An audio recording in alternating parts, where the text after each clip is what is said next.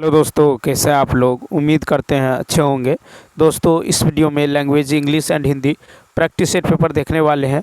यह video BPSC tree 4.0 के लिए अत्यंत आवश्यक है, तो आप लोग लास्ट तक जरूर बने रहिएगा। इसमें टोटल क्वेश्चन 30 देखने को मिलेगा, जो कि 30 अंक का होगा। यह क्वालिफाइंग पेपर है, इसे क्वालिफाई करना अत्यंत आवश्यक है। इसके अलावा यदि आप math GK GS science practice set paper देखना चाहते हैं तो आप प्लेलिस्ट के जरिए देख सकते हैं। तो चलिए शुरू करते हैं क्वेश्चन नंबर फर्स्ट से। इससे पहले यदि आप नए हैं तो चैनल को सब्सक्राइब कर लीजिए, बेल आइकन को प्रेस कर दीजिए और एक बार वीडियो को शेयर कर दीजिए। फर्स्ट है कि fill in the blanks with correct pronoun. Mister Jane Dot is our librarian showed me some new books. तो यहाँ पे हो जाएगा आपको फर्स्ट ऑप्शन हु हो जाएगा, क्योंकि मनुष्य के लिए रिलेटिव प्रोनाउंस के रूप में हु का यूज किया जाता है। हु मतलब होता है जो कि, ठीक है। हु मतलब होता है आपको जिसे, हु मतलब होता है जिसे, विच मतलब होता है जो, और डैट मतलब होता है कि, ठीक है। नेक्स्ट क्वेश्चन देखिए, क्वेश्चन नंबर सेकेंड है चूज द वर्ड और phrase opposite in the meaning of the underlined word. देखिए, प्रोफेन का अर्थ होता है अपवित्र,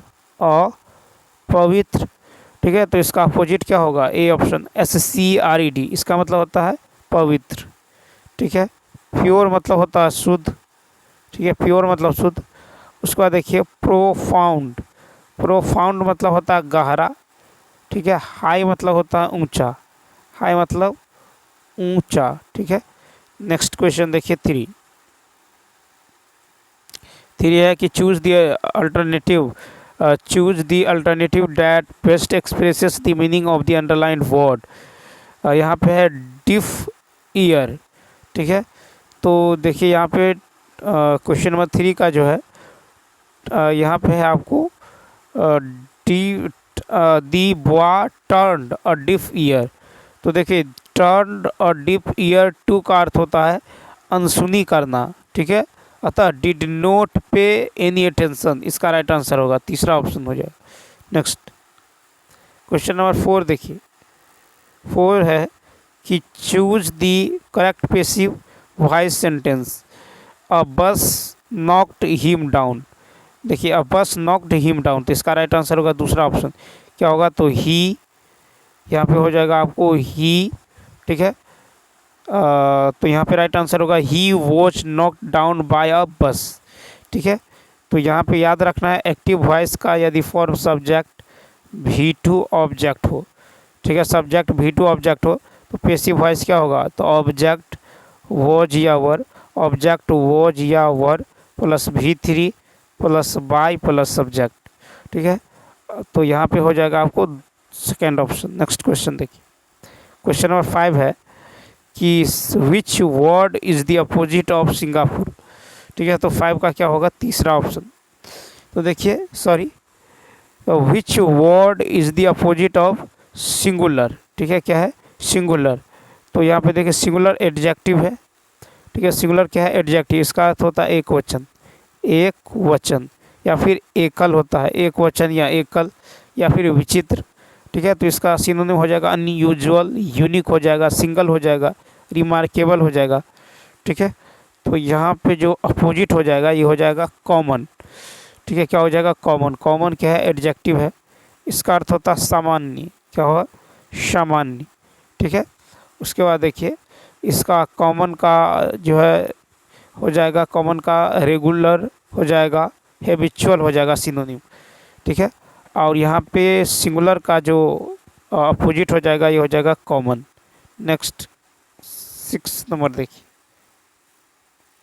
क्वेश्चन नंबर 6 है कि what is the feminine gender of GANDER। तो 6 का हो जाएगा फर्स्ट ऑप्शन GOOSE, ठीक है। तो क्या हो जाएगा? GOOSE। तो GANDER जेंडर का जो फेमिनिन जेंडर होगा आपको GOOSE हो जाएगा, ठीक। नेक्स्ट क्वेश्चन की यदि बात करें, क्वेश्चन नंबर 7 है कि which choose the part of a speech of the word printed in bold the sentence. यहाँ पे the ship sustained heavy damage. तो 7 का होगा जो हो जाएगा यहाँ पे क्या हो जाएगा, तो यहाँ पे देखिए नाउन की विशेषता एडजेक्टिव दर्शाता है, ठीक है, और सब हैवी जो है एडजेक्टिव शब्द है, तो यहाँ पे डैमेज जो है नाउन को जो है विशेषता को दर्शाता है, ठीक है, नाउन की विशेषता को दर्शाता है, तो ये एडजेक्टिव हो जाएगा, ठीक है, क्या हो जाएगा, एडजेक्टिव। नेक्स्ट क्वेश्चन नंबर देखिए 8।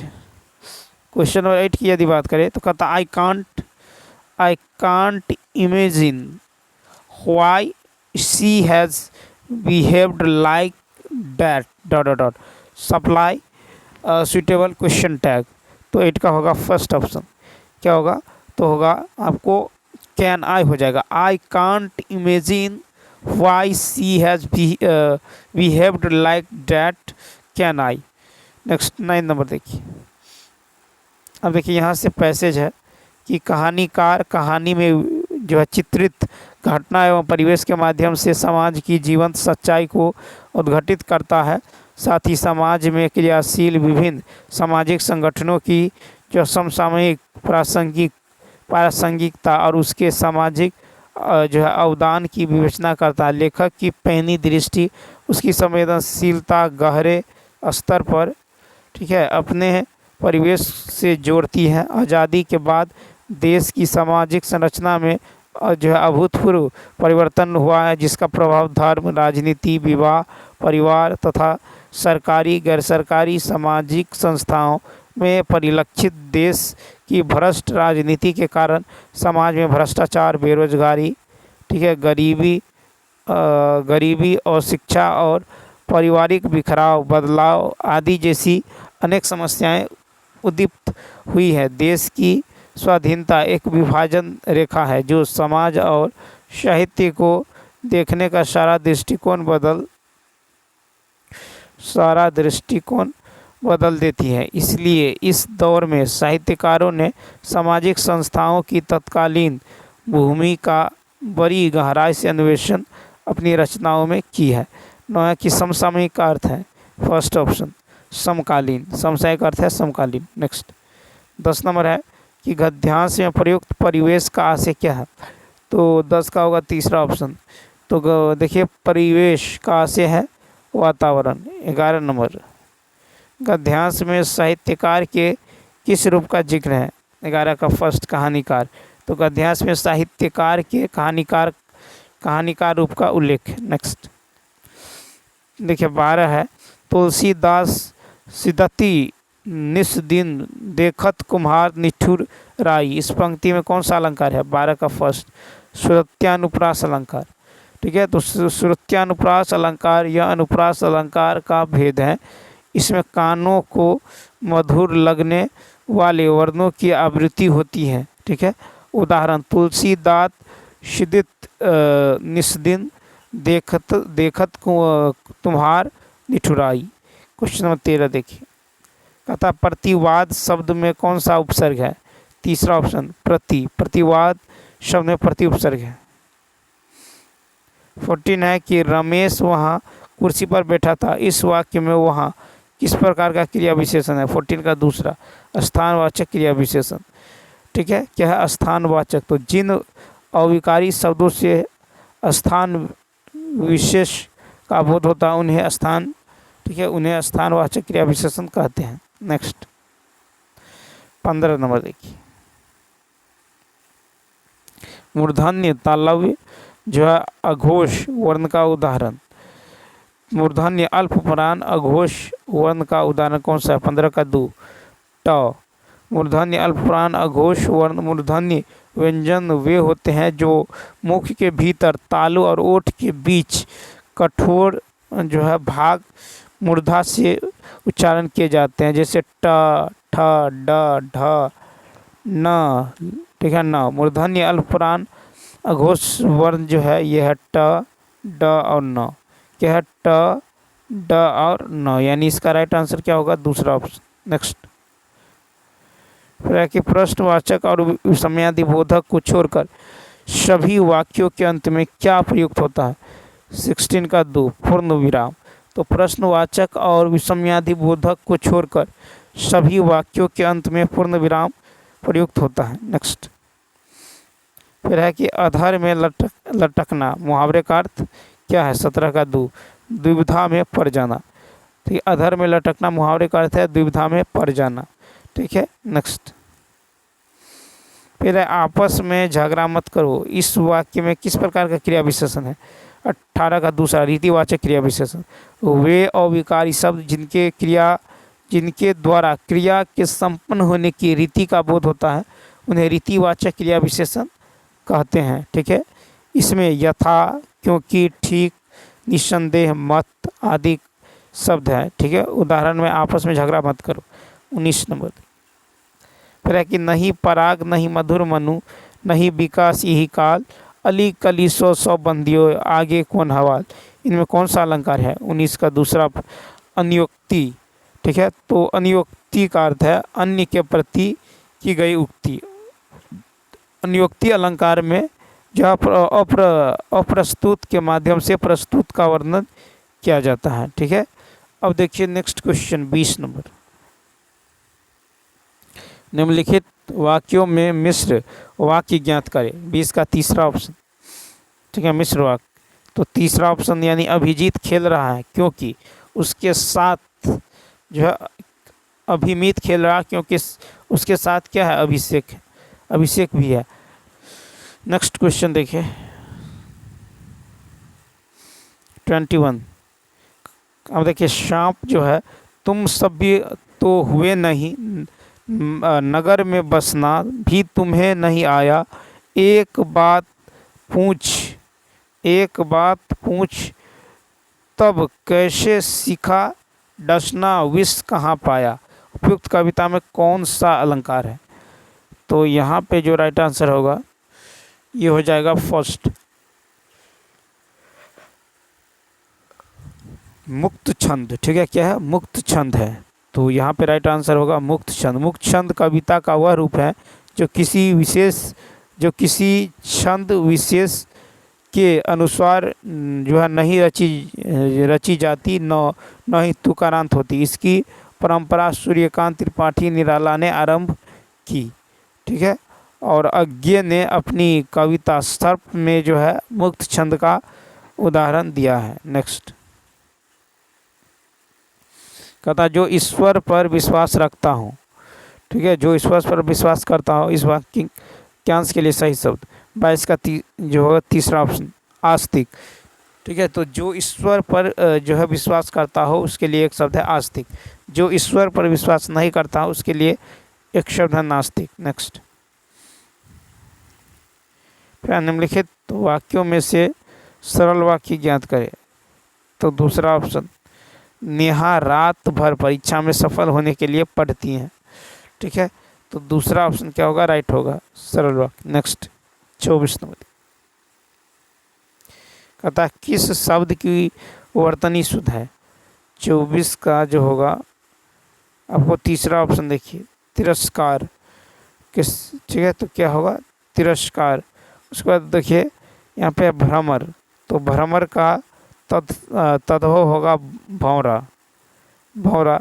उसके बाद है भिक्षा तत्सम है, इसका तद्भव होगा भीख। बिंदु तत्सम है, इसका जो तद्भव होगा बूंद। परसु ये तत्सम है और इसका जो है तद्भव होगा फारसा। नेक्स्ट, कौन सा शब्द तद्भव है? कौन सा शब्द जो है तद्भव है? तो यहाँ पे यदि देखें कौन सा शब्द, तो पहला भिक्षा। ठीक है, तो यहाँ पे जो है तद्भव कौन सा जो है शब्द तद्भव है? तो भिक्षा है। ठीक है, देखिए गरुड़ शब्द का पर्यायवाची शब्द होगा। देखिए यहाँ पे 25 का जो होगा तीसरा ऑप्शन होगा, 25 का जो होगा तीसरा होगा। ठीक है ना, कहता कौन सा शब्द जो है तद्भव है? तो भौरा। ठीक है, भ्रमर जो है ये तत्सम है, वहीं भौरा जो है तद्भव है। ठीक है, भौरा क्या है? तद्भव। भिक्षा जो है तत्सम है और भीख है तद्भव। बिंदु जो है तत्सम है और बूंद है आपको तद्भव। ठीक है, परसु जो है तत्सम है और फारसा जो हो जाएगा ये तद्भव हो जाएगा। 26 देखिए क्वेश्चन नंबर जो है 26, 24 का जो है किस शब्द की वर्तनी शुद्ध है? ए ऑप्शन तिरस्कार, ठीक है। तो हर्षिकार, मुदंश, कवाकार, आरोह। तिरस्कार शब्द जो है शुद्ध वर्तनी का शब्द है। तो कहता किस शब्द की वर्तनी शुद्ध है? तिरस्कार। नेक्स्ट क्वेश्चन यदि देखें, क्वेश्चन नंबर 26। क्वेश्चन नंबर 26 है कि गरुड़ का पर्यायवाची शब्द इनमें से कौन सा है? 26 का फर्स्ट खगेश। तो गरुड़ का पर्यायवाची शब्द यदि देखें तो खगेश है, ठीक है। तो गरुड़ का पर्यायवाची खगेश होगा, इंद्र का जो है माधवा होगा, अग्नि का जातवेद होगा। नेक्स्ट 27, दिए गए शब्दों की संधि विच्छेद कीजिए। इतस्ता, इतस्तता। तो इतस्तता शब्द की संधि विच्छेद होगा इति, इतः जोर तथा, इतः जोर तथा, ठीक है। इतः जोर तथा यानी इसका राइट आंसर होने वाला है आपको यानी दूसरा ऑप्शन इतः जोर तथा। नेक्स्ट फिर देखिए यहाँ पे 28 दिए गए और 5 विकल्पों से उस विकल्प का चयन करें जो मुहावरे के अर्थ को जो सर्वश्रेष्ठ रूप से व्यक्त करता है। पत्थर में डूब जमना, ठीक है। जैसे देखिए पत्थर में डूब जमना, तो इसका राइट आंसर क्या होगा? पत्थर में डूब जमना 28 का। तो देखिए 28 का होगा तीसरा ऑप्शन यानी असंभव बात होना, ठीक है। क्या होगा? पत्थर में डूब जमना यानी असंभव बात होना। नेक्स्ट फिर है कि दिए गए शब्द युग्म का सही शब्द युग्म ज्ञात कीजिए। तो 29 का हो जाएगा तीसरा ऑप्शन। देखिए क्या हो जाएगा? तो 29 का हो जाएगा तीसरा ऑप्शन। तो बाण मतलब होता है आपको आदत, एक बाण मतलब होता है तीर, ठीक है। तो आदत और क्या हो जाएगा? तीर। नेक्स्ट फिर कि इनमें से कौन सा शब्द हमेशा एक वचन में नहीं रहता? तो 30 का होगा तीसरा ऑप्शन प्राण, ठीक है। तो कुछ शब्द सदैव जो है बहुवचन में प्रयोग किए जाते हैं, जैसे स्ताहा, आंसू, ठीक है, आंसू, दर्शन, प्राण, दाम, लोग आदि। तो चलिए दोस्तों इस वीडियो में इतना ही। यदि यह वीडियो अच्छा लगा हो तो लाइक, शेयर और सब्सक्राइब करना ना भूलें। तो चलिए मिलते हैं नेक्स्ट वीडियो में। Thanks for watching.